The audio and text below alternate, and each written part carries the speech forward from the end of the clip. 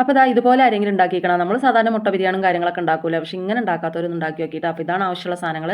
അപ്പോൾ ഞാനൊരു അരക്കിലാണ് അരിയാണ് എടുത്തിരിക്കുന്നത് കേട്ടോ. അരക്കിലോ അരിക്ക് 3 മുട്ട കറക്റ്റാണ്. അപ്പോൾ അരി നേരത്തെ തന്നെ ഞാൻ നല്ല കഴുകി എന്താ പറയുക വെള്ളമൊക്കെ ഊറ്റി വെച്ചതാണ്. അപ്പോൾ അതിൽ ഈ 3 മുട്ട ഉടച്ച് പറഞ്ഞിട്ട് നല്ലോണം ഒന്ന് മിക്സ് ചെയ്തിട്ട് നമുക്ക് മാറ്റിയേക്കാം.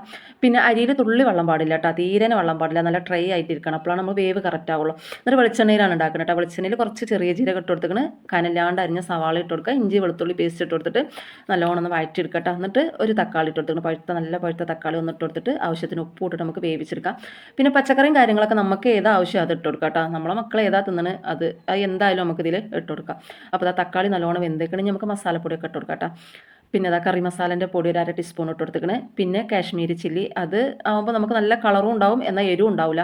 അതൊക്കെ നമ്മൾ എരിവിനനുസരിച്ച് ഇട്ട് കൊടുത്താൽ മതി കേട്ടോ. കുറച്ച് മഞ്ഞൾപ്പൊടി ഇട്ട് കൊടുത്തിട്ട് പച്ചമണം മാറണ വരെ നല്ലോണം ഒന്ന് വഴറ്റിയെടുക്കുക. എന്നിട്ട് നമുക്ക് പച്ചക്കറികൾ ഇട്ട് കൊടുക്കുക. ക്യാരറ്റ്, ബീൻസ്, പിന്നെന്താ ഒരു ഉരുളക്കിഴങ്ങ് ഇട്ട് കൊടുത്തിക്കണം കേട്ടോ. ഉരുളക്കിഴങ്ങൊന്നും നിർബന്ധമില്ല, പക്ഷേ ഞാൻ ഇടലുണ്ട്, അത് വെക്കുമ്പോൾ ഇടലുണ്ട്. ഇവിടെ മക്കൾക്ക് ഇഷ്ടമാണ്. അപ്പോൾ അത് ഇട്ട് കൊടുത്തിട്ട് ഈ പച്ചക്കറി വേവണതിന് മാത്രം ഒരു തുള്ളി വെള്ളം ഒഴിച്ച് കൊടുക്കുക കേട്ടോ. എന്താ വെച്ചാൽ നമ്മൾ ഇനി അരി ഇടുമ്പോൾ വേറെ വെള്ളം ഒഴിക്കാനുള്ളതാണ്. അപ്പോൾ ഒരു തുള്ളി വെള്ളം ഒഴിച്ചിട്ട് ഒരു പച്ചമുളക് ഇട്ട് കൊടുത്തിട്ട് എന്നിട്ട് നല്ലോണമല്ല ഒരു മുക്കാൽ വേഗം കേട്ടോ. പിന്നെ നമ്മൾ ചോറൊക്കെ വെച്ച് ദമ്മിടുമ്പോൾ ആവശ്യത്തിന് വേഗം ആയിക്കോളും.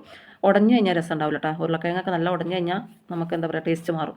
അപ്പോൾ ഈ കപ്പിന് 2 കപ്പ് അരിയാണ് ഞാൻ എടുത്തിട്ടുള്ളത്. അപ്പോൾ ഇതിന് 4 കപ്പ് വെള്ളമാണ് ഒഴിക്കേണ്ടത്. പക്ഷേ നമ്മൾ പച്ചക്കറിയിൽ തുള്ളി വെള്ളം ഒഴിച്ചതുകൊണ്ട് ഞാൻ 3.5 കപ്പ് ഒഴിച്ചു കേട്ടോ. അപ്പോൾ അങ്ങനെ ഒഴിച്ചാൽ മതി. 2 കപ്പ് അരിയാണെങ്കിൽ ഒരു 3.5 കപ്പ് വെള്ളം ഒഴിച്ചാൽ മതി. എന്നിട്ട് നമ്മൾ മിക്സാക്കി വെച്ച് അരി ഇട്ട് കൊടുത്തിട്ട് നല്ലോണം ഒന്ന് വഴറ്റിയിട്ട് നമുക്ക് അടച്ച് വെച്ച് വേവിച്ചെടുക്കട്ടെ.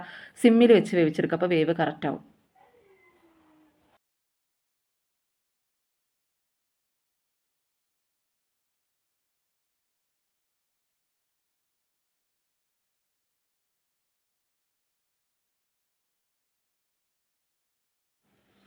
ഇടയ്ക്കൊന്ന് നല്ലോണം ഒന്ന് ഇളക്കി കൊടുക്കട്ടെ. എന്താ വെച്ചാൽ നമ്മൾ മുട്ട ചേർത്തിയതുകൊണ്ട് ചിലപ്പോൾ അടി പിടിക്കാനൊരു സാധ്യത ഉണ്ട്.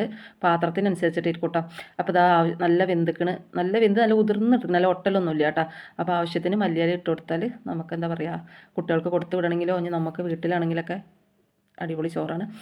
അപ്പോൾ ഇതുപോലെ ഉണ്ടാക്കാത്തവരൊന്ന് ഉണ്ടാക്കി നോക്കിയിട്ട് ഇതിൻ്റെ അഭിപ്രായങ്ങളും കാര്യങ്ങളൊക്കെ ഒന്ന് കമൻറ്റിൽ പറയുകൊണ്ടിട്ടാ.